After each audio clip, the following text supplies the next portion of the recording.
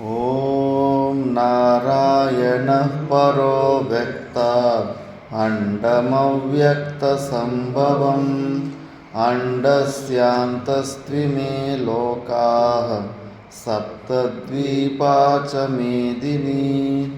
ॐ शान्ति शान्ति शान्तिः।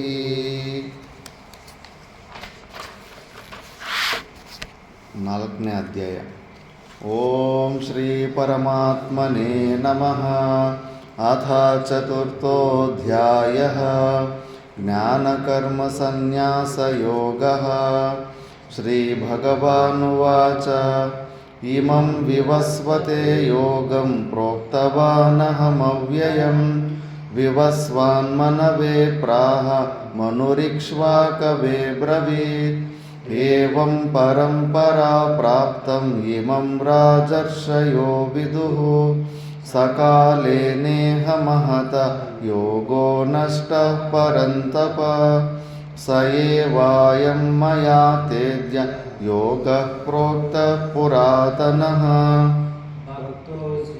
ಸ ಕಾಚೇತಿ ರಹಸ್ಯಂ ಹೇತದುತ್ತಮಂ. ಅರ್ಜುನ ಉವಾಚ. अपरं भवतो जन्म परं जन्म विवस्वतः. कथमेतद्विजानीय त्वमादौ प्रोक्तवानिति. बहूनि मे व्यतीतानि जन्मानि तव चार्जुन. तान्यहं वेद सर्वाणि न त्वं वेत्त परन्तप. अजोऽपि सन्नव्ययात्मा भूतानामीश्वरोऽपि सन्. प्रकृतिं स्वामधिष्ठाय सम्भवाम्यात्ममायया. यदा यदा हि धर्मस्य ग्लानिर्भवति भारत. अभ्युत्थानमधर्मस्य तदात्मानं सृजाम्यहम्. परित्राणाय साधूनां विनाशाय च दुष्कृतां. धर्मसंस्थापनार्थाय सम्भवामि युगे युगे. जन्म कर्म च मे दिव्यम् एवं यो वेत्ति तत्त्वतः. त्यक्त्वा देहं पुनर्जन्म नैति मामेति सोऽर्जुन. वीतरागभयक्रोधा मन्मया मामुपाश्रिताः. बहवो ज्ञानतपसा पूता मद्भावमागताः. प्रपद्यन्ते तांस्तथैव भजाम्यहम्. मम वर्त्मानुवर्तन्ते मनुष्या पार्थ सर्वशः. काङ्क्षन्तः कर्मणां सिद्धिं यजन्त इह देवताः. क्षिप्रं हि मानुषे लोके सिद्धिर्भवति कर्म च. चातुर्वर्ण्यं मया सृष्टं गुणकर्मविभागशः. तस्य कर्तारमपि मां विद्य कर्तारमव्ययम्. न मां कर्माणि लिम्पन्ति न मे कर्मफले स्पृहा. इति मां योऽभिजानाति कर्मभिर्न स बध्यते. एवं ज्ञात्वा कृतं कर्म पूर्वैरपि मुमुक्षुभिः. कुरु कर्मैव तस्मात् त्वं पूर्वैः पूर्वतरं कृतम्. मेति कवयोऽप्यत्र मोहिताः. तत्ते कर्म प्रवक्ष्यामि यज्ञात्वा मोक्ष्यसे शुभात्. कर्मणो ह्यपि बोद्धव्यं बोद्धव्यं च विकर्मणः. अकर्मणश्च बोद्धव्यं गहना कर्मणो गतिः. कर्मण्ययः कर्म अकर्मणि च कर्म यः. स बुद्धिमान् मनुष्येषु स युक्तः कृत्स्नकर्मकृत्. कामसङ्कल्पवर्जिताः ज्ञानविक्तकर्माणं तमाहुः पण्डितं बुधाः. त्यक्त्वा कर्मफलासक्तं नित्यतृप्तो निराश्रयः कर्मण्यभिप्रवृत्तोऽपि नैव किञ्चित् करोति सः निराशीर्यत चित्तात्मा त्यक्तसर्वपरिग्रहः शारीरं केवलं कर्म कुर्वन्नाप्नोति किल्बिषम् यदृच्छालाभसन्तुष्टो द्वन्द्वातीतो विमत्सरः समः सिद्धावसिद्धौ च कृत्वापि न निबध्यते तस्य ज्ञानावस्थितचेतसः यज्ञायाचरतः कर्म समग्रं प्रविलीयते ब्रह्मार्पणं ब्रह्महविः ब्रह्माग्नौ ब्रह्मणाहुतं ब्रह्मैव तेन गन्तव्यं ब्रह्मकर्मसमाधिना दैवमेवापरे यज्ञं योगिना पर्युपासते ब्रह्माज्ञावपरे यज्ञं यज्ञेनैवोपजुह्वति अन्ये संयमाग्निषु जुह्वति शब्दादीन् विषयानन्या इन्द्रियाग्निषु जुह्वति सर्वानीन्द्रियकर्माणि प्राणकर्माणि चापरे आत्मसंयमयोगाग्नौ जुह्वति ज्ञानदीपिते द्रव्ययज्ञास्तपोयज्ञा योगयज्ञास्तथा परे स्वाध्यायज्ञानयज्ञाश्च यतयः संशितव्रताः जुह्वति प्राणं प्राणेपानं तथा परे प्राणापानगतिरुद्ध्वा प्राणायामपरायणाः अपरे नियताहाराः प्राणान् प्राणेषु जुह्वति सर्वेऽप्येते यज्ञविदो यज्ञक्षपितकल्मषाः यज्ञशिष्टामृतभुजो यान्ति ब्रह्म सनातनं नायं लोकोऽस्त्ययज्ञस्य कुतोऽन्यः कुरु सत्तमा एवं बहुविधा यज्ञा वितता ब्रह्मणो मुखे कर्मजान् विद्धितान् सर्वान् एवं ज्ञात्वा विमोक्ष्यसे श्रेयान् द्रव्यमयाद्यज्ञात् ज्ञानयज्ञः परन्तप सर्वं कर्माखिलं पार्थ ज्ञाने परिसमाप्यते तद्विद्धि प्रणिपातेन परिप्रश्नेन सेवया चन्ति ते ज्ञानं ज्ञानिनस्तत्त्वदर्शिनः यज्ज्ञात्वा न पुनर्मोहम् एवं यास्यसि पाण्डव येन भूतान्यशेषेण द्रक्ष्यस्यात्मन्यथो मयि अपि चेदसि पापेभ्यः सर्वेभ्यः पापकृत्तमः सर्वं ज्ञानप्लवेनैव वृजिनं सन्तरिष्यसि यतैधांसि समिद्धोऽग्निर्भस्मसात् कुरुतेऽर्जुन ज्ञानाग्निः सर्वकर्माणि भस्मसात् कुरुते तथा न हि ज्ञानेन सदृशं पवित्रमिह विद्यते तत्स्वयं योगसंसिद्धः कालेनात्मनि विन्दति श्रद्धावान् लभते ज्ञानं तत्परः संयतेन्द्रियः ज्ञानं लब्ध्वा परां शान्तिम् अचिरेणाधिगच्छति अज्ञश्च श्रद्धादानश्च संशयात्मा विनश्यति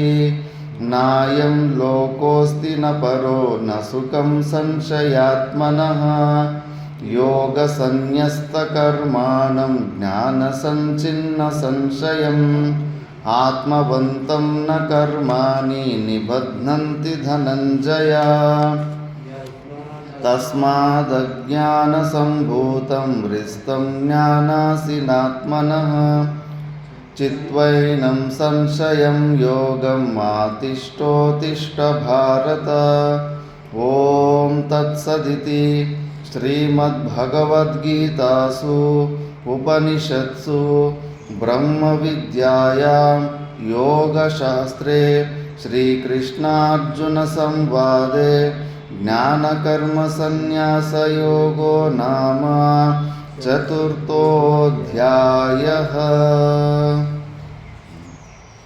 ನಾವು ಶ್ರೀಮದ್ ಭಗವದ್ಗೀತೆಯ 3ನೇ ಅಧ್ಯಾಯ ಪೂರ್ತಿಯಾಗಿ ಅದರ ಪುನರಾವೃತ್ತಿಯನ್ನು ಕೂಡ ಪೂರ್ತಿ ಮಾಡಿಕೊಂಡ್ವಿ.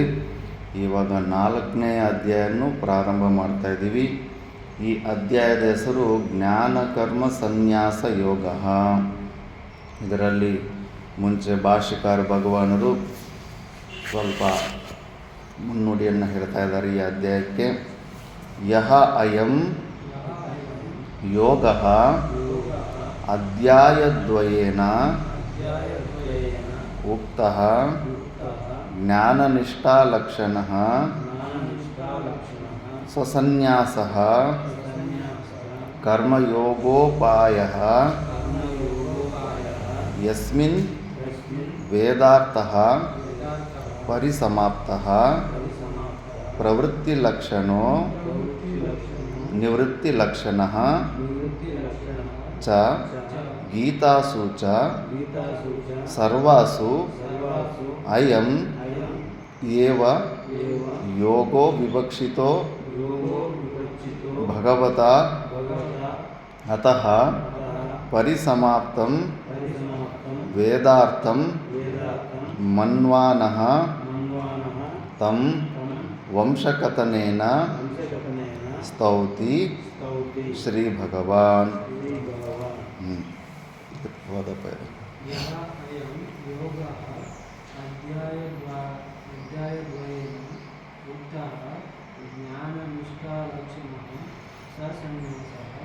ಕರ್ಮಯೋಗೋಪಾಯಃ ಯಸ್ಮಿನ್ ವೇದಾರ್ಥಃ ಪರಿಸಮಾಪ್ತಃ ಪ್ರವೃತ್ತಿಲಕ್ಷಣಂ ನಿವೃತ್ತಿಲಕ್ಷಣಃ ಚ ಗೀತಾಸು ಚ ಸರ್ವಾಸು ಅಯಂ ಏವ ಯೋಗೋ ವಿವಕ್ಷಿತೋ ಭಗವತಾ ಅತಃ ಪರಿಸಮಾಪ್ತಂ ವೇದಾರ್ಥಂ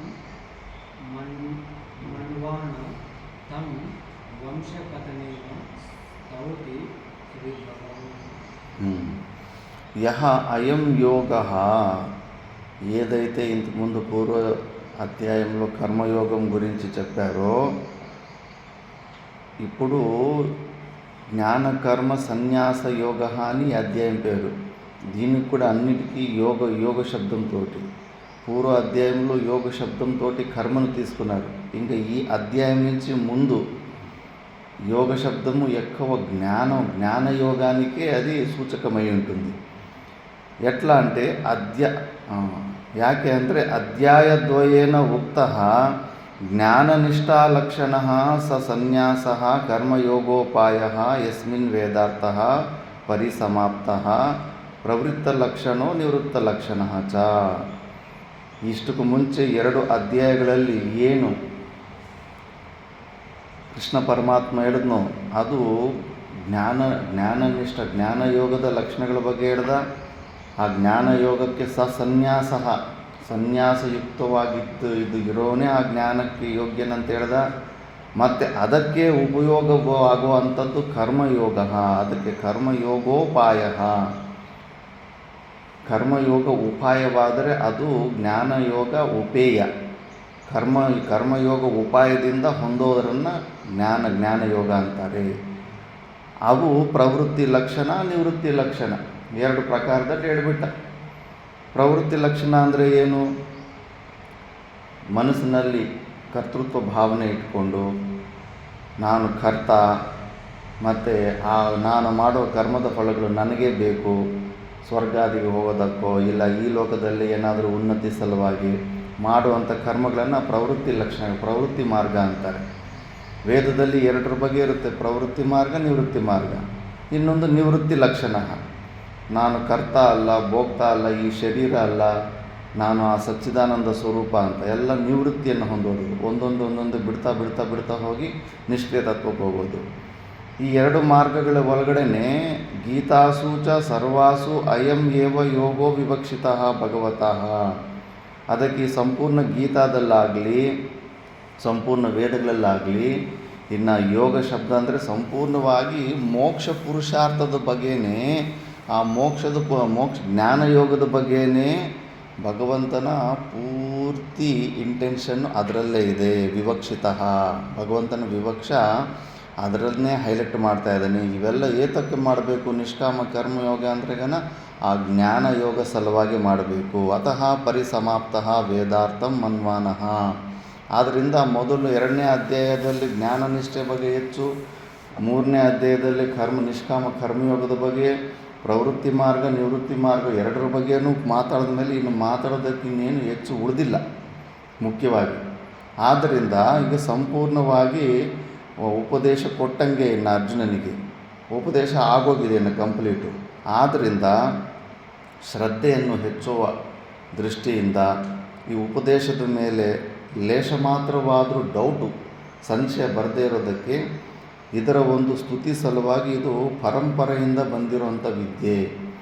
ಎಲ್ಲರಿಗೂ ಯಾರಾದರೂ ಹೇಳಿದ್ರೆ ಸ್ವಲ್ಪ ಡೌಟ್ ಬರುತ್ತೆ. ಹೊಸ ವೈರಸ್ಸಿಗೆ ಆ್ಯಂಟಿ ವೈರಸ್ ಎಲ್ಲ ಕಂಡುಹಿಡಿಯುವಾಗ, ವ್ಯಾಕ್ಸಿನ್ಗಳು ಕಂಡುಹಿಡಿಯುವಾಗ ಅವಾಗೆಲ್ಲ ಯಾರಾದರೂ ಫಸ್ಟು ಪ್ರಯೋಗ ಮಾಡಬೇಕಂದ್ರೆ ಹೆದರ್ತಾರೆ. ಕೊರೋನಾ ಬಂದಾಗ ಏನು ಎಷ್ಟು ಜನ ಹೆದರಿದ್ರು. ಪ್ರಧಾನಮಂತ್ರಿನೇ ಸ್ವಯಂವಾಗಿ ಹಾಕ್ಸ್ಕೊಳ್ಳಿಲ್ಲ. ಸುಮಾರು ಜನ ಒಂದು ಟ್ರಯಲ್ ಆದಮೇಲೆ ಮತ್ತೆ ಲಾಸ್ಟ್ಗೆ ಎಲ್ಲರ ಮುಂದೆ ಹಾಕ್ಸ್ಕೊಂಡು ತೋರಿಸ್ದೆ. ಅದು ಹಾಕ್ಸ್ಕೊಂಡೋ ಇಲ್ಲ ಸುಮ್ಮನೆ ನೀರು ಒಳಗಡೆ ಬಿಟ್ಟರೆ ಏನೋ ಗ್ಲೂಕೋಸ್ ಗೊತ್ತಿಲ್ಲ. ಯಾಕಂದರೆ ಹೆದರಿಕೆ ಆಗುತ್ತೆ. ಈ ವ್ಯಾಕ್ಸಿನ್ ಕೆಲಸ ಮಾಡುತ್ತೆಲ್ಲ ಪ್ರಾಣ ತೆಗಿಬೋದು ಅಂತ ಹೊಸದಾಗಿ ಯಾರಾದರೂ ಕಂಡುಹಿಡಿಬಿಟ್ರೆ ಅದ್ರ ಮೇಲೆ ಅಷ್ಟು ನಂಬಿಕೆ ಬರೋದಿಲ್ಲ. ಯಾವನು ಗೊತ್ತು ಇವನು ಹೇಳೋ ಟೆಕ್ನಿಕ್, ಇವನು ಹೇಳೋ ಮಾರ್ಗದಿಂದ ನಾನು ಅಂದ್ಕೊಂಡಿರೋದು ಸಿಗುತ್ತೋ ಇಲ್ಲ ಅಂದ್ಬಿಟ್ಟು ಅಶ್ರದ್ಧೆ ಬರುತ್ತೆ. ಅದಕ್ಕೆ ಅಶ್ರದ್ಧೆನ ತೆಗಿಬೇಕಂದ್ರೆ ಇದಪ್ಪ ಹೊಸ ಟೆಕ್ನಿಕ್ ಏನಲ್ಲ, ಇದು ಓಲ್ಡ್ ಟೆಕ್ನಿಕ್, ಇದು ಓಲ್ಡ್ ಸ್ಕೂಲ್ ಮೆಥಡ್, ಇದು ಬೀಟನ್ ಟ್ರ್ಯಾಕು. ನಾನು ಹೇಳಿರೋ ಈ ಪ್ರವೃತ್ತಿ ಮತ್ತು ನಿವೃತ್ತಿ ಲಕ್ಷಣ ರೂಪದ ಈ ಮಾರ್ಗಗಳಲ್ಲಿ ಅನೇಕ ಮಂದಿ ಯೋಗಿಗಳು ಈ ಮಾರ್ಗದಲ್ಲಿ ಹೋಗಿ ಅದನ್ನು ಆ ಲಕ್ಷ್ಯವಾದ ಮುಖ್ಯವಾದ ಲಕ್ಷ್ಯವಾದಂಥ ಮೋಕ್ಷವನ್ನು ಹೊಂದಿದ್ದಾರೆ. ಇದು ಬೀಟನ್ ಟ್ರ್ಯಾಕು ಅನ್ನೋ ವಿಷಯವನ್ನು ನಮಗೆ ಸ್ಪಷ್ಟವಾಗಿ ತಿಳಿಸೋದಕ್ಕೆ ಕೃಷ್ಣ ಪರಮಾತ್ಮನು ಈಗ ಇದನ್ನು ಮುಂಚೆ ನಾನು ಫಸ್ಟು ಸೂರ್ಯನಿಗೆ ಹೇಳಿದ್ದೆ, ಸೂರ್ಯನು ತನ್ನ ಮಗುವಾದ ಮನುಗೆ ಹೇಳ್ದ, ಮನು ತನ್ನ ಮಗುವಾದ ಇಕ್ಷ್ವಾಕುಗೆ ಹೇಳ್ದ ಅಂತೆಲ್ಲ ಹೇಳ್ಕೊಂಬರ್ತಾನೆ.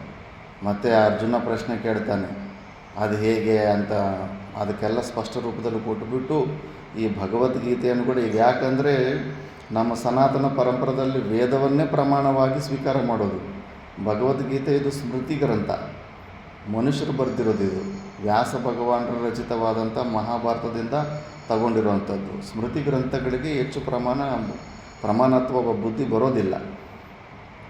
ಆದ್ದರಿಂದ ಸ್ವಲ್ಪ ಅಶ್ರದ್ಧೆ ಬರೋದಕ್ಕೆ ಚಾನ್ಸ್ ಇರುತ್ತೆ. ವಿವೇಕ ಚೂಡಾಮಣಿಯನ್ನೇ ಸುಮಾರು ಜನ ಒಪ್ಪಲಿಕ್ಕೆ ಇಷ್ಟಪಡಲಿಲ್ಲ. ಇದು ಶಂಕರಾಚಾರ್ಯರು ಬರೆದಿಲ್ಲ ಅನ್ನೋ ಒಂದು ವಿವಾದವನ್ನು ಮುಂದುಗಡೆ ಇಟ್ಟುಬಿಟ್ರು. ಯಾಕಂದರೆ ಸ್ಮೃತಿ ಗ್ರಂಥಗಳಲ್ಲಿ ಡಿಬೇಟು, ಅದು ಕರೆಕ್ಟು ಇದು ಸರಿ ಅಂತ ಬೇಕಾದ್ರೆ ವಾದ ವಿವಾದ ಮಾಡೋದಕ್ಕೆ ಅವಕಾಶ ಇರುತ್ತೆ. ವೇದದಲ್ಲಿ ಇಲ್ಲ. ವೇದದ ಮೇಲೆ, ವೇದ ಪ್ರಮಾಣದ ಮೇಲೆ ಯಾರೂ ಬೆರಳೆತ್ತಿ ತೋರಿಸೋಂಗಿಲ್ಲ. ವೇದ ಇದು ಹಿಂಗೆ ಹೇಳ್ತದೆ, ಸುಳ್ಳು ಹೇಳ್ತದೆ, ಯಾರೂ ಅದ್ರ ಮೇಲೆ ಒಂದು ಬೆರಳೆತ್ತು ಕೂಡ ತೋರ್ಸೋದಕ್ಕೆ ಹೋಗೋದಿಲ್ಲ. ಯಾಕಂದರೆ ವೇದ ಯಾವುದೇ ಒಂದು ಮನುಷ್ಯಕೃತ ದೋಷದಿಂದ ಉತ್ಪನ್ನ ಆಗಿಲ್ಲ ಅದು. ಆದ್ದರಿಂದ ಸ್ಮೃತಿ ಗ್ರಂಥಗಳಲ್ಲಿ ಶ್ರದ್ಧೆ ಕಡಿಮೆ ಇರುತ್ತೆ ಅಂದ್ಬಿಟ್ಟು ನೀವು ಆ ಅಶ್ರದ್ಧೆಯಿಂದ ಈ ಭಗವದ್ಗೀತೆಯನ್ನು ಓದಬಾರ್ದು ಅಂದ್ಬಿಟ್ಟು ಅರ್ಜುನನು ಕೇಳೋ ಪ್ರಶ್ನೆಯನ್ನು ಮತ್ತೆ ನಮ್ಮ ಸಲುವಾಗಿ ಭಾಷೆಗಾರ ಭಗವಾನ್ ಮುಂದೆ ವ್ಯಕ್ತ ಮಾಡ್ತಾರೆ. ಅರ್ಜುನನು ಸಾಮಾನ್ಯನೆಲ್ಲ ನರನಾರಾಯಣ ಋಷಿಗಳೇ ಅಂದ್ಬಿಟ್ಟು ನಮಗೆ ಅನುಕೂಲವಾಗಲಿ ಅಂದ್ಬಿಟ್ಟು ಅವನು ಅಜ್ಞಾನಿ ಥರ ನಾಟಕ ಆಡಿ ಆ ಥರ ಪ್ರಶ್ನೆಗಳು ಕೇಳಿ ನಮಗೆ ಒಂದು ಜ್ಞಾನ ಬರಲಿ. ಶ್ರೀಕೃಷ್ಣ ಪರಮಾತ್ಮ ಅಂದರೆ ಯಾರು? ಸಾಮಾನ್ಯ ವ್ಯಕ್ತಿ ಅಲ್ಲ, ಸಾಕ್ಷಾತ್ ಪರಮಾತ್ಮ ಸ್ವರೂಪನೇ ಆ ರೂಪದಲ್ಲಿ ಕೃಷ್ಣ ಶರೀರದಲ್ಲಿ ಬಂದು ನಮಗೆ ಉಪದೇಶ ಮಾಡಿದ್ದಾನೆ ಅಂದ್ಬಿಟ್ಟು. ಅದು ಕೂಡ ಹೇಗೆ? ಶರೀರ ಬರಬೇಕಂದ್ರೆ ಒಂದು ಕರ್ಮ ಕಾರಣ ಇರಬೇಕು. ವಿತೌಟು ಕಾರಣ ಕಾರ್ಯದಲ್ಲಿ ತೋರಿಸ್ಕೋದಕ್ಕಾಗೋದಿಲ್ಲ. ಮತ್ತು ಯಾಕೆ ಮತ್ತೆ ಶರೀರಕ್ಕೆ ಬಂದಿದ್ದಾನಂದರೆ ಅಜ್ಞಾನಿ ಅಂತಲೇ ಅನ್ಕೋಬೇಕು. ಪರಮಾತ್ಮ ಹೆಂಗೆ ಆಗ್ತಾನೆ? ಅವನು ಪರಮಾತ್ಮ, ನೀನು ಪರಮಾತ್ಮ ಹೆಂಗೆ? ನಿನ್ನ ಮಾತು ಪ್ರಮಾಣ ಏನು? ಎಷ್ಟು ಡೌಟ್ಸ್ ಬರ್ತವೆ. ಮತ್ತು ನೀನು ಅಜ್ಞಾನ ದಶೆಯಲ್ಲಿ ಇದ್ದುಕೊಂಡಿದ್ದನ್ನು ಭಗವದ್ಗೀತೆಯನ್ನು ಉಪದೇಶ ಮಾಡಿದ್ದ, ನೀನು ಜ್ಞಾನಾವಸ್ಥೆಯಲ್ಲಿದ್ದು ಭಗವದ್ಗೀತೆ ಉಪದೇಶ ಮಾಡಿದೆ, ಎಷ್ಟೊಂದು ಡೌಟ್ಸ್ ಬರ್ತಾ ಇರ್ತವೆ. ಸಮಸ್ಯೆ ಶ್ರದ್ಧೆನೇ ಅಲ್ಲ, ಶ್ರದ್ಧೆ ಪೂರ್ತಿ ಇಲ್ಲದೆ ಇದ್ದಿದ್ದಕ್ಕೆ ಇವತ್ತು ನಾವು ಒದ್ದಾಡ್ತಾ ಇದ್ದೀವಿ. ಇವೆಲ್ಲ ಜಸ್ಟ್ ಇನ್ಫಾರ್ಮೇಷನ್ ಥರನೇ ಕಿವಿಯಲ್ಲಿ ಹೋಗ್ತಾ ಇದೆ ಅಷ್ಟೇ ಹೊರತು ಅವು ಕಾರ್ಯರೂಪದಲ್ಲಿ ಪರಿವರ್ತನೆ ಆಗ್ತಾ ಇಲ್ಲ. ಎಲ್ಲೋ ಲೂಪ್ ಹೋಲ್ಸ್ ಇದೆ. ಮೈಂಡ್ ಇನ್ನೂ ಅಕ್ಸೆಪ್ಟ್ ಮಾಡ್ತಾ ಇಲ್ಲ ಈ ಸತ್ಯನ. ಜಸ್ಟ್ ಸುಮ್ಮನೆ ರಿಸೀವ್ ಮಾಡ್ತಾ ಇದೆ ಅಷ್ಟೇ, ಅಕ್ಸೆಪ್ಟ್ ಮಾಡ್ತಾ ಇಲ್ಲ. ಅದಕ್ಕೆ ಈಗ ಆ ಡೌಟ್ಸ್ ಎಲ್ಲ ಪೂರ್ತಿ ತೆಗೆಯೋದಕ್ಕೆ ಈಗ ಸ್ಟಾರ್ಟ್ ಮಾಡ್ತಾನೆ. ಶ್ರೀ ಭಗವಾನುವಾಚ ಇಮಂ ವಿವಸ್ವತೆ ಯೋಗಂ ಪ್ರೋಕ್ತವಾನಹಮವ್ಯಯಂ ವಿವಸ್ವಾನ್ಮನವೇ ಪ್ರಾಹ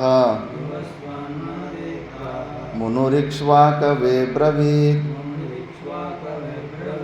ಇಮಂ ವಿವಸ್ವತೆ ಯೋಗಂ ಪ್ರೋಕ್ತವಾನಹಮವ್ಯಯಂ ವಿವಸ್ವಾನ್ಮನವೇ ಪ್ರಾಹ ಮನುರಿಕ್ಷ್ವಾಕವೇ ಬ್ರವೀತ್.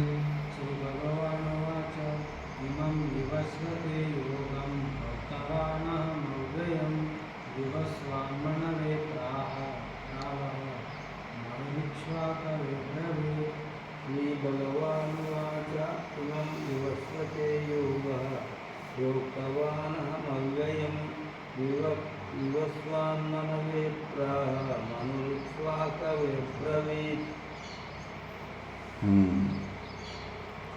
ಇದರಲ್ಲಿ ಅಹಂ ಅವ್ಯಯಂ, ಅಹಂ ಇಮಂ ಅವ್ಯಯಂ ಯೋಗಂ ವಿವಸ್ವತೆ ಪ್ರೋಕ್ತವಾನ್ ವಿವಸ್ವಾನ್ ಮನವೇ ಪ್ರಾಹ ಮನುಃ ಇಕ್ಷ್ವಾಕವೇ ಅಬ್ರವೀತ್. ಅರ್ಜುನ, ನಾನು ಇಮಂ ಅವ್ಯಯಂ, ಈ ಅವ್ಯಯವಾದಂಥ ಈ ಜ್ಞಾನಯೋಗ ಮಾರ್ಗವನ್ನು ವಿವಸ್ವತೆ, ಯೋಗಂ ವಿವಸ್ವತೆ, ವಿವಸ್ವತನಿಗೆ ನಾನು ಕೊಟ್ಟಿದ್ದೆ. ಅಂದರೆ ಸೂರ್ಯ ಭಗವಾನನಿಗೆ ಉಪದೇಶ ಮಾಡಿದ್ದೆ. ಆತ ವಿವಸ್ವಾನ್ ಮನವೇ ಪ್ರಾಹ, ಆತನ ಮಗನಾದ ಮನುಗೆ ಈ ಯೋಗವನ್ನು ಕೊಟ್ಟಿದ್ದ. ಆ ಮನುವು ತನ್ನ ಪುತ್ರನಾದ ಇಕ್ಷ್ವಾಕುವಿಗೆ ಮುಂಚೆ ಹೇಳಿದ್ದ ಅಂತ ಇದರಲ್ಲಿ ಉತ್ತರ ಕೊಟ್ಟಿದ್ದಾನೆ. ಇದರಲ್ಲಿ ಶ್ಲೋಕದಲ್ಲೇ ಸ್ಪಷ್ಟಾರ್ಥವಿದೆ, ಸ್ವಲ್ಪ ಭಾಷೆಯಲ್ಲಿ ನೋಡೋಣ. ಇಮಂ ಅಧ್ಯಾಯದ್ವಯೇನ ಉಕ್ತಂ ಯೋಗಂ ವಿವಸ್ವತೆ ಆದಿತ್ಯಾಯ ಸರ್ಗಾದೌ ಪ್ರೋಕ್ತವಾನ್ ಅಹಂ ಜಗತ್ಪರಿಪಾಲಯಿತ್ರೀಣಾಂ ಕ್ಷತ್ರಿಯಾಣಾಂ ಬಲಾಧಾನಾಯ ತೇನ ಯೋಗಬಲೇನ ಯುಕ್ತಾಃ ಸಮರ್ಥಾ ಭವಂತಿ ಬ್ರಹ್ಮಪರಿರಕ್ಷಿತುಂ. ಬ್ರಹ್ಮಕ್ಷತ್ರ ಪರಿಪಾಲಿತೆ ಜಗತ್ಪರಿಪಾಲಯಿತುಂ ಇತುಂ ಅಲಂ ಅವ್ಯಯಂ ಅವ್ಯಯಫಲತ್ವಾತ್ ನಹಿ ಅಸ್ಯ ಸಮ್ಯಕ್ ದರ್ಶನ ನಿಷ್ಠಾಲಕ್ಷಣಸ್ಯ ಮೋಕ್ಷಾಖ್ಯಂ ಫಲಂ ವೇತ್ತಿ.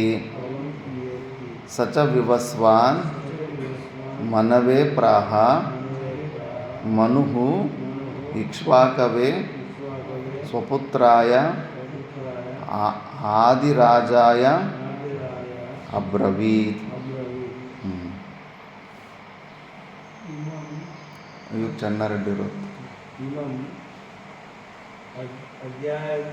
अध्यायद्वयेन युक्तं योगं विवस्वते आदित्याय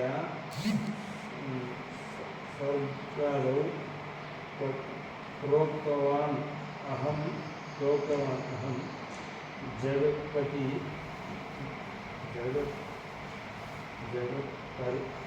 जगत्परिपालनीयार्थं विद्यायानं क्षत्रियाणां बलादानाय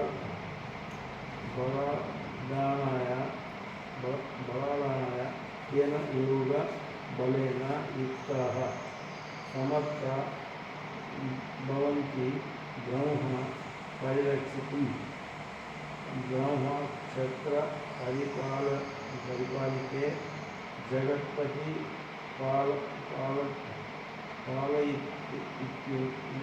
पालयितुम् अलं अव्ययम् अव्ययफलत्वात् न हि अस्य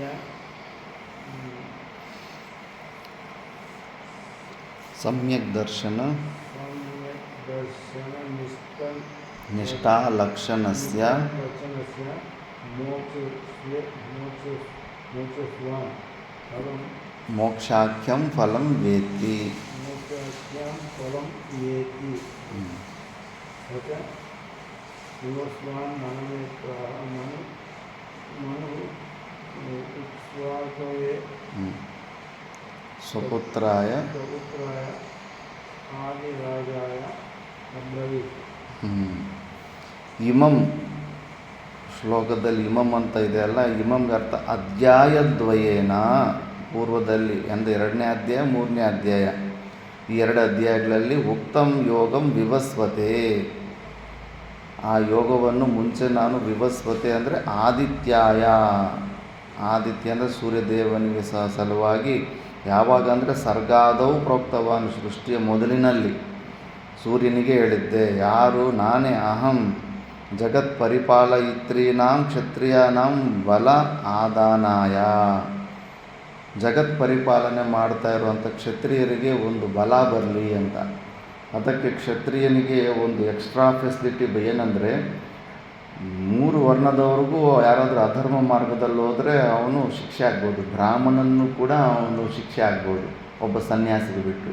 ಸನ್ಯಾಸಿ ಅತಿ ಆಶ್ರಮ ಅಲ್ಲ, ಬ್ರಾಹ್ಮಣನ ತಪ್ಪು ಮಾಡಿದ್ರು ಕೂಡ ಅವನನ್ನು ಕೂಡ ಜೈಲಿಗೆ ಆಗ್ಬೋದು. ಮತ್ತು ಅವನನ್ನು, ಕ್ಷತ್ರಿಯನನ್ನು ಕಂಟ್ರೋಲ್ ಮಾಡೋದೇನಿರುತ್ತೆ, ಮಿಕ್ಕಿದ್ದು 3 ವರ್ಣದವನ್ನೇನು ಕ್ಷತ್ರಿಯ ಕಂಟ್ರೋಲ್ ಮಾಡ್ತಾನೆ. ತಪ್ಪು ಕೆಲಸ ಅಧರ್ಮ ಕೆಲಸ ಮಾಡೋದ್ರಿಂದ ಧರ್ಮದ ಮಾರ್ಗದಲ್ಲಿ ಅವನು ತಪ್ಪು ಮಾಡಿದ್ರಿಗ ಅವನಿಗೇನೆಂದರೆ ಅವನಿಗೆ ಕೇವಲ ಧರ್ಮನೇ, ಅವನಿಗೆ ಧರ್ಮವನ್ನೇ ಜಡ್ಜ್ ರೂಪದಲ್ಲಿ ಅವನ ಮೇಲೆ ಧರ್ಮವನ್ನೇ ಬಿಟ್ಟಿರ್ತಾನೆ. ಅಂದರೆ ಅವರಿಗೆ ಕ್ಷತ್ರಿಯರಿಗೆ ಧರ್ಮ ಬೋಧನೆ ಮಾಡಿ ಅವರಿಗೆ ಪಾಪ ಭೀತಿಯನ್ನು ಇವೆಲ್ಲವನ್ನು ಸರಿಯಾದ ಅವಗಾಹನೆ ಜ್ಞಾನ. ಅದಕ್ಕೆ ಮುಂಚೆ ಯಾರಾದರೂ ರಾಜರಾಗಬೇಕಂದ್ರೆ ಪರೀಕ್ಷೆ ಆಗ್ತಾಯಿತ್ತು, ಓರಲ್ ಟೆಸ್ಟ್ ನಡೀತಾ ಇತ್ತು, ಪ್ರಶ್ನೆಗಳು ಕೇಳ್ತಾಯಿದ್ರು ಧರ್ಮ ನೀತಿ ಶಾಸ್ತ್ರದ ಬಗ್ಗೆ ಎಲ್ಲ. ಹೆಂಗೆ, ಯಾವ ಥರ ತಪ್ಪಿಗೆ ಯಾವ ಥರ ನ್ಯಾಯ ಕೊಡ್ತೀಯ, ಯಾವ ನಿರ್ಣಯ ಕೊಡ್ತೀಯ, ಧರ್ಮ ಅಧರ್ಮಗಳ ವಿವೇಚನೆ ಎಲ್ಲ ಪೂರ್ತಿ ಜ್ಞಾನ ಹೊಂದಿರೋ ಅಂಥ ರಾಜನನ್ನೇ ಆ ಪದವಿಯಲ್ಲಿ ಕೂಡಿಸ್ತಾಯಿದ್ರು. ಯಾರ ಮಕ್ಕಳಾದರೂ ಕೂಡ ಆ ಓರಲ್ ಟೆಸ್ಟ್ ಪಾಸ್ ಆದಮೇಲೆ ರಾಜಗದ್ದಿಲಿ ಕೂಡಿಸ್ತಾಯಿದ್ರು. ಅದಕ್ಕೆ ಕ್ಷತ್ರಿಯರನ್ನು ಅವರಿಗೆ ಬೋಧಿಸಿರುವಂಥ ಧರ್ಮವೇ ಅವರನ್ನು ಕಾಪಾಡ್ತಾ ಇರುತ್ತೆ, ಅವರನ್ನು ತಪ್ಪು ಮಾರ್ಗದಲ್ಲಿ ಹೋಗದಿರ ಒಳ್ಳೆಯ ಮಾರ್ಗದಲ್ಲಿ, ತಪ್ಪು ಮಾರ್ಗದಲ್ಲಿ ಹೋಗೋಕ್ಕೆ. ಆದರೆ ಆ ಥರ ತೇನ ಯೋಗ ಬಲೇನ ಯುಕ್ತ ಸಮರ್ಥ ಭವಂತಿ ಬ್ರಹ್ಮ ಪರಿರಕ್ಷಿತು, ಅಂದರೆ ಬ್ರಹ್ಮಕ್ಷತ್ರ ಪರಿಪಾಲಿತೆ ಜಗತ್ ಪರಿಪಾಲಯಿತು ಅಲಂ. ಈ ಕ್ಷತ್ರಿಯ ವರ್ಗದವರು ಮತ್ತು ಬ್ರಾಹ್ಮಣ ವರ್ಗದವರು, ಈ 2 ವರ್ಗದವರು ತಪ್ಪು ಕೆಲಸಗಳು ಮಾಡಲಿಲ್ಲ, ಧರ್ಮ ಮಾರ್ಗವನ್ನು ಆಚರಣೆ ಮಾಡ್ಕೊಂಡು ಹೋಗ್ತಿದ್ರಂದರೆ ಮಿಕ್ಕಿದವರು ಯಾರಾದರೂ ತಪ್ಪು ಕೆಲಸ ಮಾಡಿದ್ರು ಇವರಿಬ್ಬರು ಕಂಟ್ರೋಲ್ ಮಾಡಿಬಿಡ್ತಾರೆ ಅಂದುಬಿಟ್ಟಿದ್ದನ್ನು ಮುಖ್ಯವಾಗಿ ಇದನ್ನು ಉದ್ದೇಶದಲ್ಲಿಟ್ಕೊಂಡು ಪರಮಾತ್ಮ ಸ್ಟಾರ್ಟಿಂಗಲ್ಲಿ, ಯಾಕಂದರೆ ಈ ಜ್ಞಾನನೇ ಅಂಥದ್ದು. ಈ ಜ್ಞಾನ ಒಂದು ಸತಿ ಯಾರಿಗಾದರೂ ಬಂದುಬಿಟ್ರೆ ಅವನು ಸ್ವಾರ್ಥದ ಸಲುವಾಗಿ ಏನಕ್ಕೆ ಮಾಡ್ತಾನೆ, ಅವನು ಶಿವಾಜಿ ಮಹಾರಾಜ್ ಥರ ಆಗಿಬಿಡ್ತಾನೆ. ಸ್ವಾರ್ಥವನ್ನು ಬಿಟ್ಟು ಪರರಿಗೋಸ್ಕರ ಪರೋಪಕಾರದಲ್ಲಿ ಜೀವನ ನಡೆಸ್ತಾ ಇರ್ತಾನೆ. ಈ ಜ್ಞಾನ ಸ್ಪಷ್ಟವಾಗಿ ಆತ್ಮಜ್ಞಾನ ಯಾರಿಗಾದ್ರೂ ತಿಳಿದಿದ್ರೆ ಅವನು ಸ್ವಾರ್ಥವಾದಂಥ ಕೆಲಸ ಏನಕ್ಕೆ ಮಾಡ್ತಾನೆ, ಯಾವ ಪ್ರಯೋಜನದಿಂದ ಮಾಡ್ತಾನೆ. ಈ ಅಜ್ಞಾನದಿಂದನೇ ತಾನೇ ಯಾರಾದರೂ ಪರಿಗ್ರಹ ಮಾಡೋದು, ರಾಗದ್ವೇಷಾದಿಗಳು ಇವೆಲ್ಲ. ಅವನಿಗೆ ಜ್ಞಾನವಾನಾಗಿದ್ದರೆ ರಾಜ ಅವನು ನಿಜವಾಗ್ಲೂ ಅವನ ಸ್ವಾರ್ಥ ಸಲುವಾಗಿ ಯಾವುದೇ ಕೆಲಸ ಮಾಡೋದಿಲ್ಲ. ಆದ್ದರಿಂದ ಈ ಥರ ರಕ್ಷಣೆ ಆಗ್ತಾ ಇರುತ್ತೆ ಅನ್ನೋ ಉದ್ದೇಶದಿಂದ. ಯಾಕಂದರೆ ಈ ಜ್ಞಾನನೇ ಅವ್ಯಯ ಫಲತ್ವಾದಂತ, ಈ ಜ್ಞಾನನೇ ಅಂಥದ್ದು. ಇದನ್ನು ಸ್ವಲ್ಪ ತಿಳ್ಕೊಂಬಿಟ್ರೆ ನಿನಗೆ ಅಂಥ ಅವ್ಯಯವಾದಂಥದ್ದು, ಅಂದರೆ ಸಾಕ್ಷಾತ್ ನಿನಗೆ ಪರಮಾನಂದ ಸ್ಥಿತಿಯಾದಂಥ ಫಲವನ್ನು, ಅಂದರೆ ತರತಿ ಶೋಕಂ ಆತ್ಮವಿತ್ತು, ಶೋಕವಿಲ್ಲದಿರುವಂಥ ಸ್ಥಿತಿಯನ್ನು ತಂದುಬಿಡುತ್ತೆ. ಮತ್ತು ಅಷ್ಟು ಉತ್ಕೃಷ್ಟವಾದಂಥ ಒಂದು ಫಲದ ಸಲುವಾಗಿ ಅವನು ಇವೆಲ್ಲ ಕರೆಕ್ಟಾಗಿ ಆಚರಣೆ ಮಾಡ್ತಾನೆ ರಾಜನು. ಅದಕ್ಕೆ ಜೈನರು ಇವರೆಲ್ಲ ಫಸ್ಟು ಹೆಂಗೆ ನಮ್ಮ ಭಾರತ ದೇಶದಲ್ಲಿ ಹೆಂಗೆ ಇಷ್ಟೊಂದು ಮತಗಳೆಲ್ಲ ತಾಂಡವಾಡಿತಂದ್ರೆ ಆ ಧರ್ಮಗುರುಗಳು ಬೌದ್ಧರಾಗಲಿ ಜೈನರಾಗಲಿ ಫಸ್ಟು ರಾಜರನ್ನೇ ಭಕ್ತರು ಮಾಡ್ಕೊಂಡ್ಬಿಡ್ತಾಯಿದ್ರು. ಆ ಟಾಪ್ ಪವರ್ಫುಲ್ ಪೊಸಿಷನಲ್ಲಿರುವಂಥ ರಾಜನು ಒಂದು ಸತಿ ಈ ಕಡೆ ಬಂದುಬಿಟ್ಟಂದ್ರೆ ಮಿಕ್ಕಿದ್ದು ಪ್ರಜೆಗಳೆಲ್ಲ ಒಬ್ಬೊಬ್ಬರು ದಾರಿನ ಇಟ್ಕೊಂಡು ಅದನ್ನು ಫಾಲೋ ಮಾಡಿಬಿಡ್ತಾರೆ. ಹಾಗೆ ಅವರು ಪ್ರಬಲವಾಗಿರ್ತಾರೆ. ಅದಕ್ಕೆ ಈ ಜ್ಞಾನ ಪವರ್ಫುಲ್ ಪರ್ಸನ್ಸಲ್ಲಿಗೆ ಇದು ಕೊಡಬೇಕಾಗುತ್ತೆ. ಪವರ್ಫುಲ್ ಪರ್ಸನ್ಸನ್ನು ಒಳ್ಳೆ ಧರ್ಮ ಮಾರ್ಗದಲ್ಲಿ ನಾವು ಇಟ್ಕೊಂಡ್ರೆ ಧರ್ಮ ಪಾಲನೆ ಆಗ್ತಾ ಇರುತ್ತೆ. ಈಗ ಬೇರೆ ಮತಗಳವ್ರು ಕ್ಯಾಸ್ಟ್ ಕನ್ವರ್ಟ್ ಮಾಡೋರು ಅದಕ್ಕೆ ದುಡ್ಡು ಕೂಡ ಹಂಗೆ ಇಟ್ಟಿರ್ತಾರೆ. ಬ್ರಾಹ್ಮಣ ವರ್ಣದವ್ರನ್ನ ಕ್ಯಾಸ್ಟ್ ಕನ್ವರ್ಟ್ ಮಾಡಿದ್ರಾಗ ನಿನಗೆ 30 ಲಕ್ಷ 40 ಲಕ್ಷ, ಕ್ಷತ್ರಿಯವ್ರನ್ನ ಕನ್ವರ್ಟ್ ಮಾಡಿದ್ರಾಗ ನಿನಗೆ 20 ಲಕ್ಷ, ವೈಶ್ಯರನ್ನ ಕನ್ವರ್ಟ್ ಮಾಡಿದ್ರೆ 15 ಲಕ್ಷ ಒಬ್ಬರು ಕನ್ವರ್ಟ್ ಮಾಡಿದ್ರೆ ಅಂತ. ಯಾಕಂದರೆ ಆ ಟಾಪ್ ಲೆವೆಲ್ ಇರೋರನ್ನ ಕನ್ವರ್ಟ್ ಮಾಡಿಬಿಟ್ರೆ ಮಿಕ್ಕಿದವ್ರನ್ನ ಆಟೋಮೆಟಿಕ್ಕು ಆ ದಾರಿ ಇಟ್ಕೊಂಡ್ಬಿಡ್ತಾರೆ ಅಂದ್ಬಿಟ್ಟು ಶಾಸ್ತ್ರ. ಪರಮಾತ್ಮನು ಕೂಡ ಅದಕ್ಕೆ ಇವರಿಬ್ಬರು ಕ್ಷತ್ರಿಯ ಬ್ರಾಹ್ಮಣರು ಸರಿಯಾದ ಈ ಆತ್ಮಜ್ಞಾನವನ್ನು ಹೊಂದಿರೋ ಅಂಥವ್ರಿದ್ರೇಗನ ಧರ್ಮ ಪರಿಪಾಲನೆ ಆಗಲಿ ಅಂತ ಈ ಥರ ಮತ್ತು ಇದು ಎಂಥದ್ದಿದು ಜ್ಞಾನ ಅಸ್ಯ ಸಮ್ಯಕ್ ದರ್ಶನ ನಿಷ್ಠಾ ಲಕ್ಷಣಸ್ಯ ಮೋಕ್ಷಾಖ್ಯಂ ಫಲಂ ನ ವೇತ್ತಿ ಅಂತ. ಇದು ಯಾವ ಅವಿನಾಶಿ ತತ್ವ ಇರೋ ಅಂಥದ್ದು ಫಲ ಇದು ಆತ್ಮಜ್ಞಾನ ಎಂಥದ್ದಂದರೆ ಈ ಜನ್ಮದಲ್ಲಿ ನೀನು ಅದನ್ನು ಹೊಂದೋ ಪ್ರಯತ್ನದಲ್ಲಿ ಏನೆಲ್ಲ ಸಾಧನೆ ಮಾಡಿರ್ತೀಯೋ ಮಿಸ್ ಆದರೂ ಕೂಡ ನೆಕ್ಸ್ಟ್ ಜನ್ಮದಲ್ಲಿ ಮತ್ತೆ ಅಲ್ಲಿಂದ ಎಲ್ಲ ಸ್ಟಾರ್ಟ್ ಆಗುತ್ತೆ. 8ನೇ ತರಗತಿ ಪಾಸ್ ಆಗಿಬಿಟ್ಟು ಮತ್ತೆ ಏನೋ ಕೈಯೋ ಕಾಲು ಆಕ್ಸಿಡೆಂಟ್ ಆಗಿ 2-3 ವರ್ಷ ನೀನು ಸ್ಕೂಲ್ಗೆ ಹೋಗಿಲ್ಲ ಅಂದರೆ ಮತ್ತೆ ಸ್ಕೂಲ್ಗೆ ಹೋದರೆ ಮತ್ತೆ LKGಯಿಂದ ಓದು ಅಂತ ಹೇಳೋದಿಲ್ಲ, 9ನೇ ಕ್ಲಾಸ್ಗೆ ಅಡ್ಮಿಷನ್ ತಗೊತಾರೆ. ಅದೇ ಥರ ನೀನು ಈ ಮಾರ್ಗದಲ್ಲೇ ನೀನು ಏನೇ ಸಾಧನೆ ಮಾಡಿದ್ರು ಒಂದು ಸಾಧನೆ ಕೂಡ ವೇಸ್ಟ್ ಆಗೋದಿಲ್ಲ. ಇದೆಲ್ಲ ಕೂಡ ನೆಕ್ಸ್ಟ್ ಜನ್ಮಕ್ಕೆ ನಿನಗೆ ಆ್ಯಡ್ ಆಗುತ್ತೆ. ಅದಕ್ಕೆ ಇದು ಅವಿನಾಶಿ ಫಲತ್ವಾತಿದು ಸಮ್ಯಕ್ ದರ್ಶನ ನಿಷ್ಠಾ ಲಕ್ಷಣಸ್ಯ ಮೋಕ್ಷಾಖ್ಯಂ ಫಲಂ ನ ವೇತ್ತಿ. ರಿಸಲ್ಟ್ ಪಕ್ಕಾ ಅಂತ. ಮತ್ತು ಇಷ್ಟೊಂದು ಪಕ್ಕಾ ನೀನು ಮಾಡ್ತಾ ಇರೋ ಜ್ಞಾನಯೋಗ ಮಾರ್ಗವನ್ನು ನೀನು ಪಕ್ಕಾ ನಿನಗೆ ಆ ಪರಮಾನಂದ ಸಿಗುತ್ತೆ ಅಂದರೆ ಎಲ್ಲರೂ ಪ್ರವೃತ್ತರಾಗ್ತಾರೆ. ಆ ರಿಸಲ್ಟ್ ಸಿಗೋದಿಲ್ಲ ಅಂತ ಡೌಟ್ ಬಂದಾಗ ಸ್ವಲ್ಪ ಹಿಂದೆಟಾಗ್ತಾ ಇರ್ತಾರೆ. 100% ನಿನಗೆ ಸಿಗುತ್ತೆ ಅಂದಾಗ ಪ್ರೋತ್ಸಾಹದಿಂದ ಮುಂದೆ ಹೋಗ್ತಾ ಇರ್ತಾರೆ. ಸಚ ವಿವಸ್ವಾನ್ ಮನವೇ ಅಂತ ಒಬ್ಬ ಸೂರ್ಯದೇವನು ಅವನ ಮಗುವಾದ ಮನವೇ ಪ್ರಾಹ ಮನುಗೆ ಎಡ್ದ. ಮನುಹು ಇಕ್ಷ್ವಾಕವೇ, ಮನು ಇಕ್ಷ್ವಾಕುಗೆ ಎಡ್ದ. ಇಕ್ಷ್ವಾಕು ಸ್ವಪುತ್ರಾಯ ಆದಿರಾಜ, ಮೊದಲನೇ ರಾಜನು ಇಕ್ಷ್ವಾಕನೇ ಸೃಷ್ಟಿಯಾದಿನಲ್ಲಿ. ಮೊದಲನೇ ರಾಜನಾದ ಇಕ್ಷ್ವಾಕುಗೆ ಈ ಜ್ಞಾನವನ್ನು ಕೊಟ್ಟಿದ್ದ. ಮತ್ತು ಅಂಥ ಜ್ಞಾನ ಏನಾಯಿತು ಅನ್ನೋದನ್ನು ನೆಕ್ಸ್ಟ್ ಶ್ಲೋಕದಲ್ಲಿ ಹೇಳ್ತಾರೆ. ಏವಂ ಪರಂಪರಾ ಪ್ರಾಪ್ತಂ ಇಮಂ ರಾಜರ್ಷಯೋ ವಿದುಃ ಸಕಾಲೇ ನೇಹ ಮಹತ ಯೋಗೋ ನಷ್ಟಃ ಪರಂತಪ. ಏವಂ ಪರಂಪರಾ ಪ್ರಾಪ್ತಂ ಇಮಂ ರಾಜರ್ಷಯೋ ವಿದುಃ ಸಕಾಲೇ ನೇಹ ಮಹತ ಯೋಗೋ ನಷ್ಟಃ ಪರಂತಪ.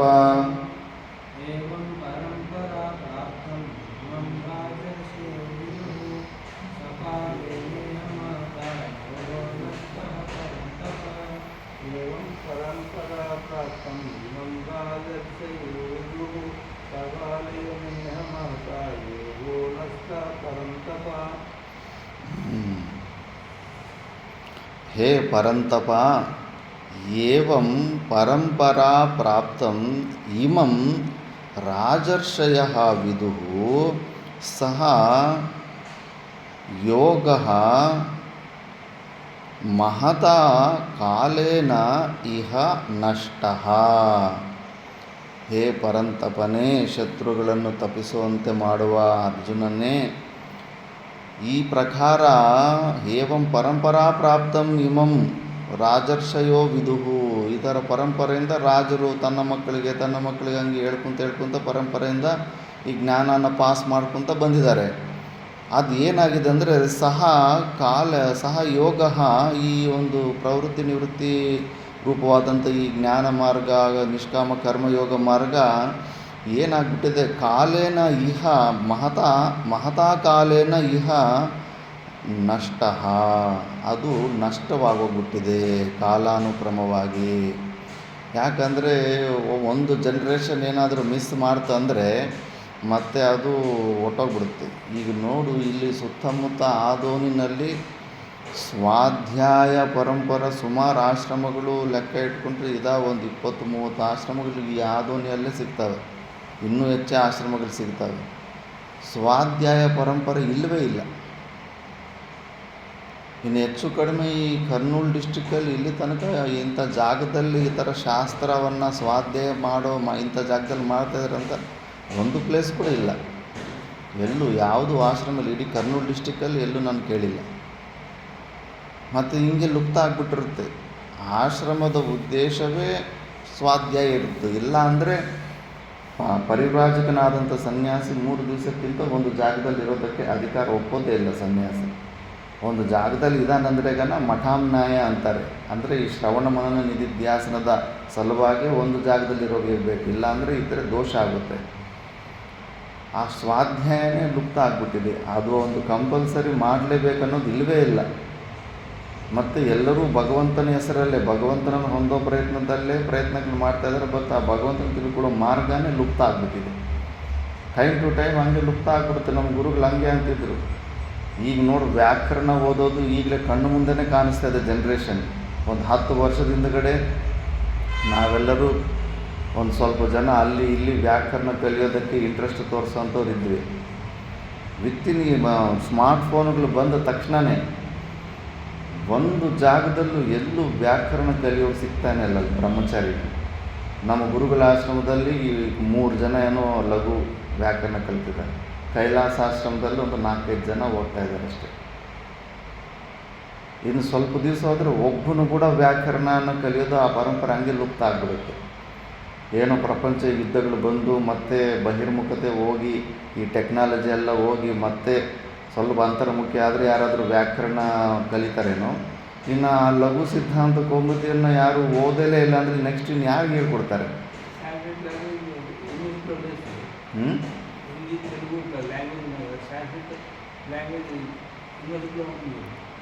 ಯೂನಿವರ್ಸಿಟಿಯಲ್ಲಿರೋ ಸ್ಯಾನ್ಸ್ಕ್ರಿಟ್ ಎಲ್ಲ ಸುಮ್ಮನೆ ಸ್ಪೋಕನ್ ಸ್ಯಾನ್ಸ್ಕ್ರಿಟ್ ಕಲ್ತ್ಕೊಡ್ತಾರೆ.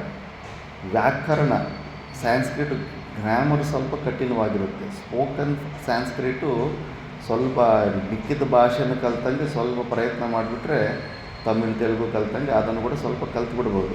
ಸ್ಕೂಲ್ಸಲ್ಲೆಲ್ಲ ಅಂಥದ್ದಿದೆ. ಇನ್ನು ಮೇಯ್ನು ಯೂನಿವರ್ಸಿಟಿನಲ್ಲಿ ಇದೆ ಅಲ್ಲ, ಆ ಯೂನಿವರ್ಸಿಟಿಯಲ್ಲಿರೋದು ಅವರು ಉದ್ಯೋಗವನ್ನು ದೃಷ್ಟಿಕೋನದಲ್ಲಿ ಇಟ್ಕೊಂಡಿಲ್ಲ, ಡಿಗ್ರಿ ಸರ್ಟಿಫಿಕೇಟ್ ಇಟ್ಕೊಂಡು ಅವ್ರು ಹೋಗ್ತಾರೆ. ಅವ್ರು ಮತ್ತೆ ಇಂಥ ಪರಂಪರೆ ಫ್ರೀಯಾಗಿ ಯಾರು ಹೇಳ್ಕೊಡೋದಿಲ್ಲ.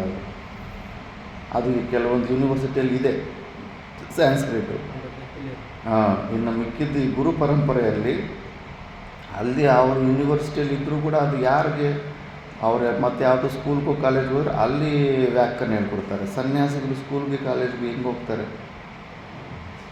ಸನ್ಯಾಸಿಗಳ ಪರಂಪರೆಯಲ್ಲಿ ಸ್ವಾಧ್ಯಾಯ ಆಲ್ಮೋಸ್ಟ್ ನಿಂತು ಹೋಗುವಂಥ ಪರಿಸ್ಥಿತಿ ಬಂದಿದೆ. ನೋಡ್ತಿದ್ದಂಗಲೇ ಈ ಪರಂಪರೆ ಒಂದು ವ್ಯಾಕರಣನ ಓದೋ ಪರಂಪರೆ ಕಣ್ಣು ಮುಂದೆನೇ ಜಸ್ಟ್ 10 ವರ್ಷದಲ್ಲಿ ಈ ಚೇಂಜ್ ಆಗಿದೆ. 10 ವರ್ಷದ ಕಡೆ ರಿಷಿಕೇಶ್ ಕೈಲಾಸಾಶ್ರಮದಲ್ಲಿ ನಾವು 80 ಜನ ಸ್ಟ್ರೆಂತ್, ಟೋಟಲ್ ಸ್ಟ್ರೆಂತು. ಅದರಲ್ಲಿ 45 ಜನ ಲಘು ಸಿದ್ಧಾಂತ ಕೌಮುದಿ ಓದೋರು ಇದ್ದರು. 8 ಜನ ಆಚಾರ್ಯರು ಹೇಳ್ಕೊಡ್ತಾಯಿದ್ರು. ಒಬ್ಬೊಬ್ಬರ ಹತ್ರ ಹೆಚ್ಚು ಕಡಿಮೆ 5 ಜನ, 6 ಜನ, 7 ಜನ, 8 ಜನ, ಅಷ್ಟು ಜನ ಲಘು ವ್ಯಾಕರಣನ ಓದೋರು. ನಾವು ಸುಮಾರು ಜನ ಪೂರ್ತಿ ಕೂಡ ಮಾಡ್ಕೊಂಡ್ವಿ. ಈಗಿಲ್ಲ. ವ್ಯಾಕರಣ ಅಂದರೆ ಕಂಠಸ್ಥ ಮಾಡೋದಂದ್ರೆಗನ ಆಶ್ರಮ ಬಿಟ್ಟು ಹೊರಟೋಗ್ಬಿಡ್ತಾರೆ. ವ್ಯಾಕರಣ ಪರಂಪರೆ ಹಿಂಗೆ ಲುಪ್ತ ಆಗಿಬಿಡ್ತಾರೆ. ಯಾಕಂದರೆ ಹಂಗೆ ಕಾಲೇನ ಕೊಟ್ಟಿರೋ ವಿದ್ಯೆಯನ್ನು ನಾವು ಪರಂಪರೆಯಿಂದ ಸರಿಯಾಗಿ ನೆಕ್ಸ್ಟ್ ಜನ್ರೇಷನ್ಗೆ ನಾವು ಅಂದುಕೊಡೋಕ್ಕೆ ಹೋಗಲಿಲ್ಲ ಅಂದರೆ ಅವೆಲ್ಲ ಹಂಗೆ ಲುಪ್ತ ಆಗಿಬಿಡ್ತಾ ಇರ್ತವೆ. ಆದ್ದರಿಂದ ಆ ಥರ ಲುಪ್ತ ಆಗಿಬಿಟ್ಟಿದೆ, ನಷ್ಟ ಆಗಿಬಿಟ್ಟಿದೆ ಅಂತ ಪರಮಾತ್ಮ ಹೇಳ್ತಾರೆ. ಭಾಷ್ಯದಲ್ಲಿ ನೋಡೋಣ. ಏವಂ ಕ್ಷತ್ರಿಯ ಪರಂಪರಾ ಪ್ರಾಪ್ತಂ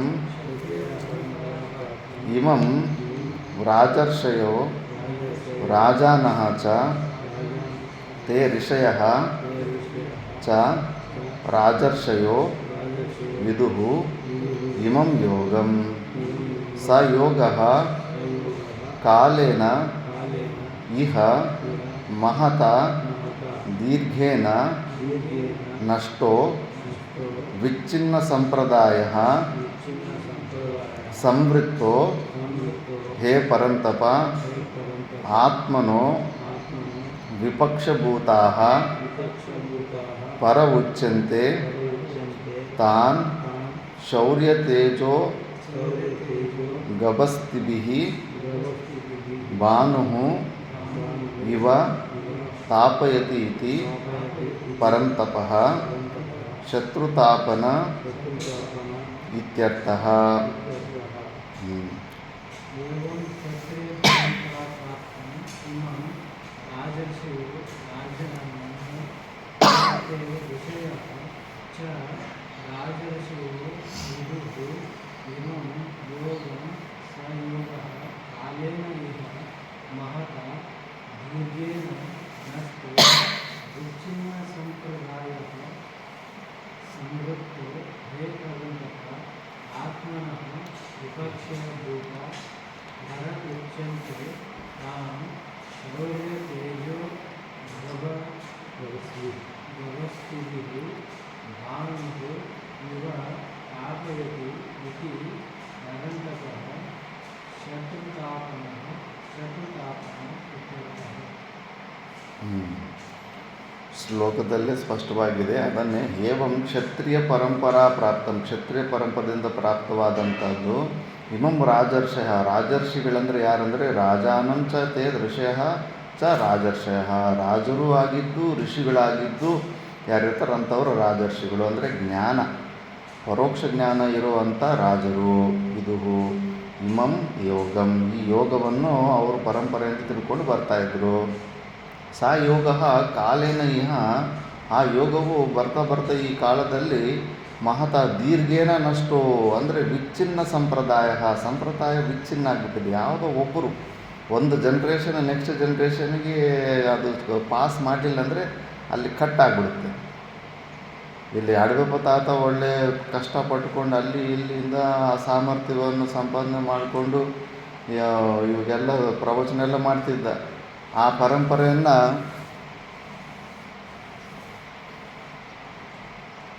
ಪರಂಪರೆಯನ್ನು ಮತ್ತೆ ನೆಕ್ಸ್ಟ್ ಅವರು ಶಿಷ್ಯರಾದಂಥವ್ರು ಯಾರು ಸರಿಯಾಗಿ ಆ ಸಾಮರ್ಥ್ಯನ ಹೊಂದಲಿಲ್ಲ.